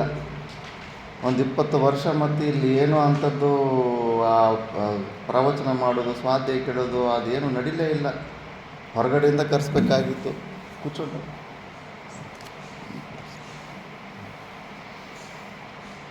ಈ ಥರ ಹಂಗೆ ಒಂದು ಜನ್ರೇಷನ್ನು ಕರೆಕ್ಟ್ ವ್ಯಕ್ತಿಗೆ ಯೋಗ್ಯವಾದಂಥ ಉತ್ತರಾಧಿಕಾರಿಯನ್ನು ಕೊಟ್ಟು ಅದನ್ನು ನೆರವೇರಿಸಲಿಲ್ಲ ಅಂದರೆ ಲುಪ್ತ ಆಗಿಬಿಡ್ತಾವೆ. ಮತ್ತು ಇನ್ನೊಂದು ಸತಿ ಪಾಠ ಹೇಳ್ಕೊಡೋರು ಕರೆಕ್ಟಾಗಿದ್ದರೂ ಕೂಡ ಪ್ರಾರಬ್ಧವಶಾತು ಕಾಲವಶ ಕೂಡ ಒಂದೊಂದು ಸತಿ ಸರಿಯಾಗಿ ಅಂಥ ಶಿಷ್ಯರು ಸಿಗೋದೇ ಇಲ್ಲ. ಯಾರೋ ಒಬ್ಬರು ಶಿಷ್ಯರಿಗೆ ಹೇಳಿಕೊಟ್ಟಿರ್ತಾರೆ, ಆ ಶಿಷ್ಯನಿಗೆ ಪ್ರಾಣ ಹೊರಟೋಗೋದು, ಅಕಾಲ ಮೃತ್ಯು ಬಂದ್ಬಿಡೋದು, ಆ ಥರ ಕೂಡ ಆಗಿರ್ತದೆ. ಏರ್ಪೇಡ್ ಆಶ್ರಮದಲ್ಲಿ ಅಲ್ಲಿ ಒಳ್ಳೆ ಇಂಥದ್ದೊಂದು ಸ್ವಾಧ್ಯಾಯ, ದಕ್ಷಿಣ ಭಾರತದಲ್ಲಿ ಬ್ರಹ್ಮವಿದ್ಯಾಪೀಠ ಅಂದರೆ ಅದೇ ಇದ್ದಿದ್ದು, ವಿತೌಟ್ ಕ್ಯಾಸ್ಟ್ ಕ್ರೀಡ್. ಶೃಂಗೇರಿ ಮಠದಲ್ಲಿ ಅಲ್ಲಿ ಕೇವಲ ಬ್ರಾಹ್ಮಣರಿಗೆ ಮಾತ್ರನೇ, ಮಿಕ್ಕಿದವ್ರಿಗೆ ಎಂಟ್ರಿ ಇರೋದಿಲ್ಲ. ಬಟ್ ಏರ್ಪೇಡು, ತಿರುಪತಿ ಹತ್ರ ಏರ್ಪೇಡ್ ಆಶ್ರಮ ಎಲ್ಲರಿಗೂ ಸುಮಾರು ಜನ ಅಲ್ಲಿ ಓದಿ ವಿದ್ವಾನರಾಗಿದ್ದಾರೆ. ಅಂಥ ಪರಂಪರೆ ಆ ಗುರುಗಳಿಗೆ ಅವ್ರ ಹೆಸರೇನು, ಮಲಯಾಳ ಸ್ವಾಮಿ ಆದಮೇಲೆ ವಿದ್ಯಾನಂದ ಗಿರಿ ಆದಮೇಲೆ ಕೂಡ ಒಬ್ಬರಿದ್ದರು, ಈಗಿರೋದು ಇವ್ರ ಮುಂಚೆ ಇವ್ರಿಗೂ ಪರಿಪೂರ್ಣಾನಂದ, ಅವ್ರ ಗುರುಗಳ ಹೆಸರು ವಿದ್ಯಾನಂದ ಗಿರಿ ಸ್ವಾಮಿಗಳು ಇದ್ದಾಗ ಅವರು ದೃಷ್ಟಿಯಲ್ಲಿ ನೆಕ್ಸ್ಟು ಉತ್ತರಾಧಿಕಾರಿ ಯಾರು ಬೇರೆ ಒಬ್ಬರಿದ್ರಂತೆ. ಅವರು ಇನ್ನು ನನಗೆ ಶರೀರದಲ್ಲಿ ಕೆಲವೊಂದು ಕೂತ್ಕೊಂಡು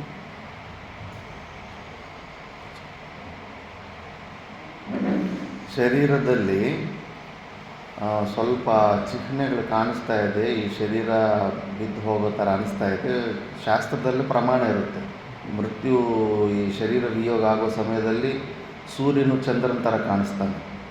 ಮತ್ತು ಸ್ವಪ್ನಗಳು, ಕಪ್ಪು ಎಮ್ಮೆ ಕೋಣದ ಮೇಲೆ ಕಪ್ಪು ಮನುಷ್ಯ ಕೂತ್ಕೊಂಡು ಬರೋದು, ಕತ್ತೆ ಮೇಲೆ ಕೂತ್ಕೊಂಡು ದಕ್ಷಿಣ ದಿಶೆ ಕಡೆ ಹೋಗೋದು, ಇಂಥವೆಲ್ಲ ಕೆಲವು ಸೂಚನೆಗಳು ಬರುತ್ತೆ ಮೃತ್ಯುದು. ಅಂಥ ಸೂಚನೆಗಳು ಬಂದ ಮೇಲೆ 6 ತಿಂಗಳ ಒಳಗಡೆ ಶರೀರ ಬಿದ್ದೋಗುತ್ತೆ ಅಂತ. ಅಂಥದ್ದೊಂದು ಸೂಚನೆಗಳೇನೋ ಕಾಣಿಸಿ ಆತನ ದೃಷ್ಟಿಯಲ್ಲಿದ್ದ ವ್ಯಕ್ತಿನ ನೀನು ಇದಕ್ಕೆ ಉತ್ತರಾಧಿಕಾರ ಆಗು ಅಂದರೆ, ಆ ವ್ಯಕ್ತಿ ಹೆಸರು ನನಗೆ ಸರಿಯಾಗಿ ಗೊತ್ತಾಗ್ತಾ ಇಲ್ಲ, ಸ್ವಲ್ಪ ಶಾಸ್ತ್ರ ಇನ್ನೂ ಪೂರ್ತಿ ಓದಿರಲಿಲ್ಲ. ಅಲ್ಲಿ ಏರ್ಪೇಡ್ನಲ್ಲೇ ಸ್ವಲ್ಪ ಪ್ರಸ್ಥಾನತ್ರಯ, ಮಿನಿಮಮ್ ಗ್ರಾಮರ್ ಸ್ವಲ್ಪ ಎಲ್ಲ ಓದ್ಕೊಂಡಿದ್ದಂತೆ. ಇನ್ನೂ ಸಂಪೂರ್ಣ ವಿದ್ವಾನ್ ಆಗಬೇಕಂದ್ಬಿಟ್ಟಿದ್ದು ಕಾಶಿಯಲ್ಲಿ ಓದು. ನಾನು ಇನ್ನೊಂದು 2 ವರ್ಷ 3 ವರ್ಷ ಕಾಶಿಯಲ್ಲಿ ಆ ಒಂದು ಯಾವುದೋ ಒಂದು ಶಾಸ್ತ್ರ ಓದಿ ಬರ್ತೀನಿ ಅಂತ ಓದ್ ನಾನು. ಇನ್ನು ಹೋದರೆ ಈತನಿಗೆ ಎಷ್ಟು ಹೇಳಿದ್ರು ಸೀರಿಯಸ್ನೆಸ್ ಅರ್ಥ ಆಗ್ತಾ ಇಲ್ಲ ಅಂದ್ಬಿಟ್ಟಿದ್ದು. ಇನ್ನು ಸಡನ್ನಾಗಿ ಅಂಥ ಒಂದು ಪರಿಸ್ಥಿತಿ ಬಂತಾಗಿ ಇಲ್ಲಿ ಯಾರೋ ಒಬ್ಬರು ಇರಲಿ ಅಂದ್ಬಿಟ್ಟಿದ್ದು. ಅವ್ರು ಪರಿಪೂರ್ಣಂದ್ರಿಗೆ ಏನಿದ್ರು ಅವ್ರು ಸ್ವಲ್ಪ ಡ್ರೈವಿಂಗ್ ಎಲ್ಲ ಮಾಡ್ತಾಯಿದ್ರಂತೆ, ಹತ್ರದಿಂದ ಇದ್ದು ಸೇವೆ ಮಾಡ್ತಾಯಿದ್ರು. ಇನ್ನು ಅವ್ರಿಗೇನೋ ದೀಕ್ಷೆ ಎಲ್ಲ ಕೊಟ್ಟು ಸಡನ್ನಾಗಿ ಯಾರೋ ಒಬ್ಬರು ಸಾಧು ಸನ್ಯಾಸಿ ಕೈಲಿದ್ದರೆ ನೆಕ್ಸ್ಟ್ ಇನ್ನೂ ಯಾರು ಸನ್ಯಾಸಿ ಬರೋ ಅವಕಾಶ ಇರುತ್ತೆ ಅಂತ ಹಂಗೆ ಹೋಗಿದೆ. ಬಟ್ ಸ್ವಾಧ್ಯಾಯ ಮಾಡಿಸೋ ಸಾಮರ್ಥ್ಯ ಅವ್ರಿಗಿಲ್ಲ, ಏನು ಶಾಸ್ತ್ರ ಕಲ್ತಿಲ್ಲ, ಹೆಂಗೆ ಹೇಳ್ಕೊಡ್ಬೇಕಾಗುತ್ತೆ. ಇನ್ನು ಒಂದೇ ಸತಿ ಆ ಸಾಮ್ರಾಜ್ಯವು ಬ್ರಹ್ಮವಿದ್ಯಾಪೀಠ ಮಠಾಶ ಆಗೋದು. ಸುಮ್ಮನೆ ಅದು ಸ್ಕೂಲು ಕಾಲೇಜ್ ಒಂದಿದ್ರೆ ಅದನ್ನು ನಡೆಸ್ಕೊತಾ ಇದ್ದಾರೆ, ಮತ್ತು ವಿಪರೀತವಾದ ರಾಜಕೀಯಗಳು ನಡೆಸ್ಕೊತ ಅಷ್ಟೇ. ಒಂದು ಜನ್ರೇಷನ್ ಉತ್ತರಾಧಿಕಾರಿ ವಿಷಯದಲ್ಲಿ ಒಂದು ಜನ್ರೇಷನ್ ಮಿಸ್ ಆಯ್ತಂದರೆ ಮತ್ತೆ ಸಿಗಲ್ಲ. ಅದನ್ನು ಒಂದು ಸತಿ ವಿದ್ಯೆ ಇಲ್ಲದಿರೋಂಥ ವ್ಯಕ್ತಿಗೆ ಕೊಟ್ಟ ಮೇಲೆ ಅದು ವಿದ್ಯೆ ಇಲ್ಲದಿರೋಂಥ ವ್ಯಕ್ತಿ ಕೈಗೆ ಹೋಗ್ತಾ ಇರುತ್ತೆ. ಇನ್ನೊಂದು ಸತಿ ಅದು ವಿದ್ಯೆ ಇರೋಂಥ ವ್ಯಕ್ತಿ ಕೈಗೆ ಸಿಗೋದಿಲ್ಲ. ಯಾಕಂದರೆ ಅವನಿದ್ದಾಗ ಇನ್ನೊಬ್ಬ ವಿದ್ವಾನನ್ನು ತರಿಸ್ಬಿಟ್ರೆ ಅವನ ವ್ಯಾಲ್ಯೂ ಬಿದ್ದೋಗ್ಬಿಡುತ್ತೆ, ಗೌನ ಆಗ್ಬಿಡ್ತಾನೆ. ಆ ಥರ ಎಷ್ಟೋ ಆಶ್ರಮಗಳು ಪರಂಪರಂಗೆ ಕಟ್ಟಾಗ್ಬಿಡ್ತಾ ಇರ್ತವೆ. ಆದ್ದರಿಂದ ಈ ಥರ ಕಾಲಕ್ರಮದಿಂದ ಎಷ್ಟೋ ಈ ಥರ ನಷ್ಟ ಆಗ್ಬಿಟ್ಟು ದೀರ್ಘೇನ ನಷ್ಟೋ ವಿಚ್ಛಿನ್ನ ಸಂಪ್ರದಾಯ ಸಂವೃತೋ ಹೇ ಪರಂತಪ ಆತ್ಮನೋ ವಿಪಕ್ಷೀಭೂತಾ ಪರ ಉಚ್ಚಂತೆ ತಾನ್. ಅಂದರೆ ಶೌರ್ಯ ತೇಜೋ ಗಭಸ್ತಿಭಿ ಭಾನು ಇವ ತಾಪಯತಿ ಇದು ಪರಂತಪಕ್ಕೆ ಇಲ್ಲಿ ವ್ಯಾಖ್ಯಾನ ಕೊಟ್ಟಿದ್ದಾರೆ. ವಿಪಕ್ಷದಲ್ಲಿರೋ ಅಂಥವರು ಈ ಅರ್ಜುನನ ಶೌರ್ಯ ತೇಜಗಳಿಗೆ ನೋಡಿಬಿಟ್ಟು ಅವ್ರಿಗೆ ತಪನೆ ಉಂಟಾಗ್ತಾ ಇತ್ತಂತೆ. ಅಂಥ ಪರಾಕ್ರಮಿ ಆದಂಥವನು ಅರ್ಜುನ. ಶತ್ರುತಾಪನಃ ಇತ್ಯರ್ಥ, ಶತ್ರುಗಳನ್ನು ತಪ್ಪಿಸುವಂಥ ಸಾಮರ್ಥ್ಯ ಇರೋವನ್ನೇ ಅರ್ಜುನ ಪರಂತಪ ಅಂತ. ಮತ್ತು ಕೃಷ್ಣ ಪರಮಾತ್ಮ ನೀವು ನೆಕ್ಸ್ಟ್ ಶ್ಲೋಕದಲ್ಲಿ ಅದಕ್ಕೆ ನಾನು ನಿಮ್ಗೆ ಯಾಕೆ ಹೇಳ್ತಾ ಇದ್ದೀನಿ ಅಂತ ಕಾರಣ ಕೊಡ್ತಾನೆ. ದುರ್ಬಲಾನ್ ಅಜಿತೇಂದ್ರಿಯಾನ್ ಪ್ರಾಪ್ಯ ನಷ್ಟಂ ಯೋಗಂ ಇಮಂ ಉಪಲಭ್ಯ ಲೋಕಂಚ ಅಪುರುಷಾರ್ಥ ಸಂಬಂಧಿನಂ. ದುರ್ಬಲವಾದಂಥ ಅಜಿತೇಂದ್ರಿಯ, ಇಂದ್ರಿಯ ನಿಗ್ರಹ ಇಲ್ಲದೇ ಇರೋವಂಥವರು ಏನು ಈ ವಿದ್ಯೆ ಕೊಟ್ಟಿದ್ದಕ್ಕೆ ನಷ್ಟವಾಗೋಗಿತ್ತೋ ಆ ನಷ್ಟವಾಗಿರೋ ವಿದ್ಯೆಯನ್ನು ಮತ್ತೆ ನಾನು ಪುನಃ ಮತ್ತೆ ಪರಂಪರೆಯಲ್ಲಿ ಬರಲಿ ಅಂತ ಇಮಂ ಉಪಲಭ್ಯ ಲೋಕಂಚ ಅಪುರುಷಾರ್ಥ ಸಂಬಂಧಿನ. ಈ ಲೋಕವು ಪುರುಷಾರ್ಥದಿಂದ ರಹಿತವಾಗಬಾರ್ದು.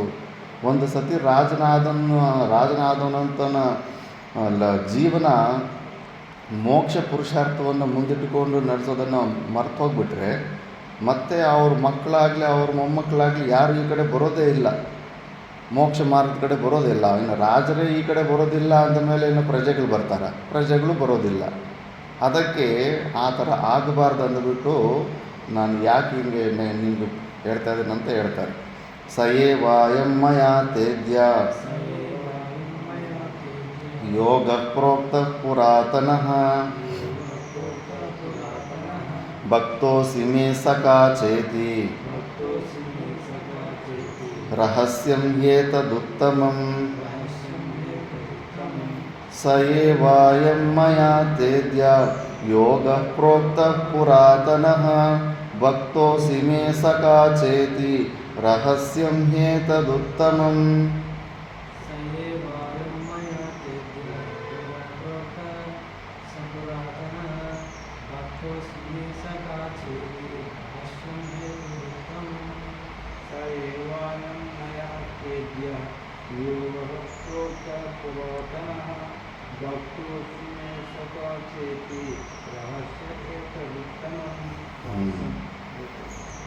ಇದರಲ್ಲಿ ತ್ವಂ ಅನ್ನೋದು ಅಧ್ಯಾಹಾರ ಮಾಡ್ಕೋಬೇಕು, ಸಪ್ಲೈ ಮಾಡ್ಕೋಬೇಕು. ತ್ವಂ ಅಂದರೆ ನೀನು ಅಂತ. ನೀನು ಮೇ ನನಗೆ ಅಂತ, ಮೇ ಅಂದರೆ ನನಗೆ. ಭಕ್ತ ಅರ್ಜುನ, ಯಾಕೆ ನಿನಗೆ ನಾನು ಈ ಉಪದೇಶ ಮಾಡ್ತೀನಿ ಅಂದರೆ ಅರ್ಜುನ ನೀನು ನನಗೆ ಭಕ್ತ ಮತ್ತು ಚ ಆ್ಯಂಡ್ ಸಖಾ ಪ್ಲಸ್ ನೀನು ನನ್ನ ಫ್ರೆಂಡ್ ಕೂಡ. ನೀನು ನನ್ನ ಭಕ್ತ ಪ್ಲಸ್ ಫ್ರೆಂಡು ಮತ್ತು ಅಸಿ ಅಂದರೆ ಕ್ರಿಯಾಪದ. ಭಕ್ತ ಚ ಸಖಾ ಅಸಿ ಮತ್ತು ಸಹ ಇತಿ ಸಹ ಏವ ಅಯಂ ಪುರಾತನಃ ಯೋಗಃ ಪ್ರೋಕ್ತಃ ಮಯಾ ಅದ್ಯ ಮಯಾ ತೇ ನಿನಗೆ ಪ್ರೋಕ್ತಃ ಪ್ರೋಕ್ತಃ ನಂತರ ಹಿ ಏತದ್ ಉತ್ತಮಂ ರಹಸ್ಯಂ. ನೋಡು ಅರ್ಜುನ, ನಾನು ನಿನಗೆ ಯಾಕೆ ಹೇಳ್ತಾ ಇದ್ದೀನಿ, ಯಾರಿಗಂದರೆ ಅವ್ರಿಗೆಲ್ಲ ಈ ಉಪದೇಶ ಬ್ರಹ್ಮವಿದ್ಯೆ ಯಾರಿಗಂದರೆ ಅವ್ರಿಗೆಲ್ಲ ಉಪದೇಶ ಮಾಡೋದಕ್ಕಾಗೋದಿಲ್ಲ. ಅವನು ಸ್ಟಾರ್ಟಿಂಗಲ್ಲೇ 2ನೇ ಅಧ್ಯಾಯ ಸ್ಟಾರ್ಟಿಂಗಲ್ಲೇ ಶಿಷ್ಯಸ್ತೇಹಂ ಶಾದಿಮಾಂ ತ್ವಾಂ ಪ್ರಪನ್ನಂ ಅಂತ. ಶಿಷ್ಯಸ್ತೇಹಂ, ನಾನು ನಿನ್ನ ಶಿಷ್ಯನಾಗಿದ್ದೀನಿ. ಶಾದಿ, you control me, you teach me. ಶಾದಿಮಾಂ ಪ್ರಪನ್ನಂ ಅನನ್ಯ ಶರಣಂ ಅಹಂ ನ ಜಾನೆ. ನನಗೆ ಇನ್ನೊಂದು ಬೇರೆಯವ್ರು ಎಲ್ಲೂ ಆಪ್ಷನ್ ಇಲ್ಲ, ನೀನೇ ಅಲ್ಟಿಮೇಟ್ ಆಪ್ಷನ್ ಅಂತ. ಹಂಗೆ ಕಂಪ್ಲೀಟ್ ಸರೆಂಡರ್ನೆಸ್, ಕಂಪ್ಲೀಟ್ ಡಿಪೆಂಡೆನ್ಸಿ, ಶ್ರದ್ಧಾ, ಆ ಶಿಷ್ಯತ್ವವನ್ನು ಸ್ವೀಕಾರ ಮಾಡೋದು, ready to correct, willingness to correct. ಅದು ಶಿಷ್ಯನ ಲಕ್ಷಣ ಏನಂದರೆ ವಿಲ್ಲಿಂಗ್ನೆಸ್ ಟು ಗೆಟ್ ಕರೆಕ್ಟೆಡ್. ಆ ವಿಲ್ಲಿಂಗ್ನೆಸ್ ಇರಬೇಕು. ತಾನಾಗಿ ತನ್ನು ಆ ಮನಸ್ಸನ್ನು ಗುರುಗಳ ಪಾದಲ್ಲಿಡಬೇಕು. ಗುರುಗಳು ಬೈದರೆ ಬಯಸ್ಕೋಬೇಕು, ಗುರುಗಳು ಇದು ತಪ್ಪು ಅಂದರೆ ತಪ್ಪು ಅಂತ ಒಪ್ಕೊಂಡು ಅದನ್ನು ತಿದ್ದು ಮಾಡ್ಕೋಬೇಕು. ಹಂಗಿರೋನೇ ಶಿಷ್ಯ ಅಂತಾರೆ. ಗುರುಗಳು ಹೇಳೋದು ಒಂದು ಮಾತು ಕೇಳಲಿಲ್ಲ ಅಂದರೆ ನೆಗ್ಲೆಕ್ಟ್ ಮಾಡೋದು, ಡಿಲೇ ಮಾಡೋದು, ಗುರುಗಳಾಜ್ಞೆಯನ್ನು ಇವೆಲ್ಲ ಇರ್ತದೆ. ನಿನ್ನ ಶಿಷ್ಯತ್ವ ಬಂದೇ ಇಲ್ಲ, ನಿನ್ನೆಲ್ಲ ವಿಲ್ಲಿಂಗ್ನೆಸ್ ಇಲ್ಲವೇ ಇಲ್ಲ. ಆದ್ದರಿಂದ ಅರ್ಜುನನಲ್ಲಿ ಇವೆಲ್ಲವೂ ಇರುತ್ತೆ. ಆದ್ದರಿಂದ ಅದಕ್ಕೆ ನೀನು ಭಕ್ತನೂ ಪ್ಲಸ್ ಸಖ. ಆದ್ದರಿಂದನೇ ನಾನು ಇದು ಪೂರ್ವದಲ್ಲಿ ಏನು ಹೇಳಿದ್ನೋ ಆ ಯೋಗವನ್ನು ನಿನಗೆ ರಹಸ್ಯವಾದಂಥದ್ದು, ಉತ್ತಮವಾದಂಥದ್ದು ನಾನು ನಿನಗೆ ಹೇಳ್ತಾ ಇದ್ದೀನಿ, ರೀಸನ್ನು. ಅದಕ್ಕೆ ನಾವು ಕೂಡ ಯಾರಿಗಾದರೂ ಭಗವದ್ಗೀತೆ ಪ್ರವಚನೆ ಮಾಡೋದಕ್ಕೆ ಹೋಗೋದಕ್ಕಿಂತ ಮುಂಚೆ ಅವನನ್ನು ನೋಡಬೇಕು, ಅವನು whether is eligible or not ಅಂತ. ಅವನೆಲ್ಲ ಯೋಗ್ಯತೆ ಇದೆಯೇ ಇಲ್ವಾ? ಇಲ್ಲ ಅಂದರೆ ಸುಮ್ಮನೆ ಟೈಮ್ ವೇಸ್ಟ್ ಆಗುತ್ತೆ ಅಷ್ಟೇ. ಶ್ರದ್ಧೆ ಇಲ್ಲದೆ ಇರೋ ಇವೆಲ್ಲ ಹೇಳ್ತಾ ಇದ್ರಾಗೇನೋ ಸುಮ್ಮನೆ ಇನ್ಫಾರ್ಮೇಷನ್ನು, ಎನರ್ಜಿ ವೇಸ್ಟ್ ಆಗುತ್ತೆ, ಏನು ಕೆಲಸ ಬರೋದಿಲ್ಲ. ಆ ಶ್ರದ್ಧೆ ಇರೋರ ಹತ್ರನೇ ಭಗವದ್ಗೀತೆ ಹೇಳಬೇಕು ಅಂತ. ಭಾಷ್ಯದಲ್ಲಿ ಇದನ್ನೇ ನೋಡೋಣ. ಸಯೇವ ಅಯಂ ಮಯ ತೇ ತುಭ್ಯಂ ಅದ್ಯ ಇದಾನೀಂ ಯೋಗಃ ಪ್ರೋಕ್ತಃ ಪುರಾತನಃ ಭಕ್ತಃ ಅಸಿ ಮೇ ಸಖಾ ಚ ಅಸಿ ಇತಿ ರಹಸ್ಯಂ ಹಿ ಯಸ್ಮಾತ್ ಏತದ್ ಉತ್ತಮಂ ಯೋಗೋ ಜ್ಞಾನಂ ಇತ್ಯರ್ಥಃ. ನೋಡ್ಸೋದು ಸಾಯವ ಅಯಂ ಮಯಾ ತೇ ತುಭ್ಯಂ ಅದ ಇದಾನೀಂ ಯೋಗಃ ಪ್ರೋಕ್ತಃ ಪುರಾತನಃ ಭಕ್ತಃ ಅಸಿ ಮೇ ಸಖಾ ಚ ಅಸಿ ಇತಿ ರಹಸ್ಯಂ ಹಿ ಯಸ್ಮಾತ್ ಏತದ್ ಉತ್ತಮಂ ಯೋಗೋ ಜ್ಞಾನಂ ಇತ್ಯರ್ಥಃ. ಶ್ಲೋಕದಲ್ಲೇ ಎಲ್ಲ ಸ್ಪಷ್ಟವಾಗಿದೆ, ಅದಕ್ಕೆ ಭಾಷೆದಲ್ಲಿ ಏನು ಹೆಚ್ಚಿಲ್ಲ. ಸಯೇವ ಅಯಂ ಮಯಾತೆ, ಅದಕ್ಕೆ ನಾನು ತೇ ಅಂದರೆ ತುಭ್ಯಂ, ನಿನಗೋಸ್ಕರ ಅದ್ಯ ಈವಾಗಳ, ಅದ್ಯ ಅಂದರೆ ಇದಾನಿ ಈಗ, ಯೋಗ ಪ್ರೋಕ್ತಃ ಪುರಾತನಃ, ಪುರಾತನವಾದಂಥ ಈ ಜ್ಞಾನಯೋಗ ನಿಷ್ಕಾಮ ಕರ್ಮಯೋಗದ ಬಗ್ಗೆ ನಿನಗೆ ಹೇಳ್ತಾ ಇದ್ದೀನಿ. ಯಾಕಂದರೆ ಭಕ್ತಃ ಅಸಿ ಮೇ ಸಖಾಚ ಅಸಿ ಇತಿ, ನೀನು ಭಕ್ತನೂ ಪ್ಲಸ್ಸು ನನ್ನ ಸಖನಾಗಿದೆಯಾ. ರಹಸ್ಯಂ ಹಿ ಯಸ್ಮಾದ್ ಏತದ್ ಉತ್ತಮಂ, ರಹಸ್ಯಗಳಲ್ಲಿ ಇದು ಉತ್ತಮವಾದಂಥ, ರಹಸ್ಯಗಳಲ್ಲಿ ಗೋಪ್ಯವಾದಂಥ ರಹಸ್ಯ. ಈ ರಹಸ್ಯ ಎಷ್ಟು ರಹಸ್ಯ ಅಂದರೆ ನೀನು ಎಲ್ಲ ಬಟ್ಟೆ ಬಯಲು ಮಾಡಿ ಹೇಳಿದ್ರೂ ಕೂಡ ನೀನು ಆ ಪರಮಾನಂದ ಸ್ಥಿತಿನ ಹೊಂದೋದಕ್ಕಾಗೋದಿಲ್ಲ. ಯಾವುದಾದ್ರೂ ನಿಧಿನೋ ಟ್ರೆಷರ್ ಬಚ್ಚಿಟ್ಟಿದ್ರಾಗೇನ ಅಲ್ಲಿ ಇನ್ಫಾರ್ಮೇಷನ್ ಲೀಕ್ ಆಯ್ತಂದ್ರೆ it is no more secret. But ಇಲ್ಲಿ ಇನ್ಫಾರ್ಮೇಷನ್ ಲೀಕ್ ಆದರೂ ಕೂಡ ಇಟ್ ಈಸ್ ಸ್ಟಿಲ್ ಸೀಕ್ರೆಟ್. ಅದಕ್ಕೆ ಇದು ರಹಸ್ಯದಲ್ಲಿ ಇದು ಅತ್ಯುತ್ತಮ ರಹಸ್ಯ. ಇದು ಬ್ರಹ್ಮಜ್ಞಾನ. ಯು ಕಾಂಟ್, ನೀನೆಲ್ಲ ಇನ್ಫಾರ್ಮೇಷನ್ ಕಂಪ್ಲೀಟ್ ಕೊಟ್ಟರು ಕೂಡ ನೀನು ಅದನ್ನು ಹೊಂದೋದಕ್ಕಾಗೋದಿಲ್ಲ ಅನ್ಲೆಸ್ ಇವರ ಸಾಧನ ಚತುಷ್ಟಯ ಸಂಪನ್ನ. ಸಾಧನ ಚತುಷ್ಟಯ ಸಂಪತ್ತಿಯಿಂದ ಯುಕ್ತವಾಗಿಲ್ಲ ಅಂದರೆ ನೀನು ಅದನ್ನು ಹೊಂದೋದಕ್ಕೆ ಆಗೋದಿಲ್ಲ. ಅದಕ್ಕೆ ಇದು ರಹಸ್ಯಗಳಲ್ಲಿ ದೊಡ್ಡ ರಹಸ್ಯ ಇದು ಅಂತ. ಅಂಥ ಒಂದು ರಹಸ್ಯವನ್ನು ಯೋಗ ಜ್ಞಾನವನ್ನು ನಾನು ನಿನಗೆ ಈಗ ನಿನಗೆ ಹೇಳಿದ್ದೀನಿ ಅಂತ. ಮಿಕ್ಕಿದ್ದು ನಾವು ನೆಕ್ಸ್ಟ್ ಕ್ಲಾಸಲ್ಲಿ ನೋಡಿ. ಓಂ ಪೂರ್ಣಮದ ಪೂರ್ಣಮಿದಂ ಪೂರ್ಣಾತ್ ಪೂರ್ಣಮುದಚ್ಯತೆ ಪೂರ್ಣಸ್ಯ ಪೂರ್ಣಮಾದಾಯ ಪೂರ್ಣಮೇವಾವಶಿಷ್ಯತೆ. ಓಂ ಶಾಂತಿ ಶಾಂತಿ ಶಾಂತಿ.